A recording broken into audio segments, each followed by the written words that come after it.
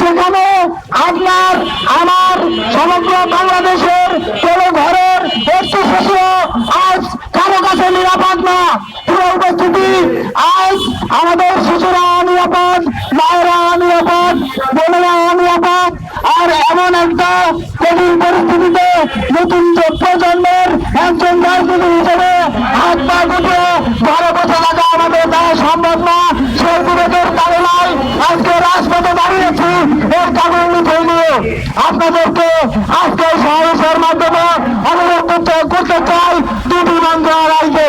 আপনারা আমাদের ব্যানারটি দেখেছেন, সেখানে আইন শৃঙ্খলা পরিস্থিতি এতটাই অবনতি হয়েছে। আজকের এই সমাবেশের মাধ্যমে মাননীয় স্বরাষ্ট্রমন্ত্রীকে বার্তা দিতে চান, দুইটা সময়ের মধ্যে বাংলাদেশকে নিরাপদ করুন, আইন শৃঙ্খলা পরিস্থিতি নিয়ন্ত্রণ করুন এবং স্বাস্থ্য মন্ত্রণালয়ের উদ্দেশ্য বলতে চাই, বিগত 15-20 বছর বাংলাদেশের কোন নাগরিক, কোন শিশু, কোন গর্ভবতী মা কখনো কোন টিকা সংকটে পড়ে নাই।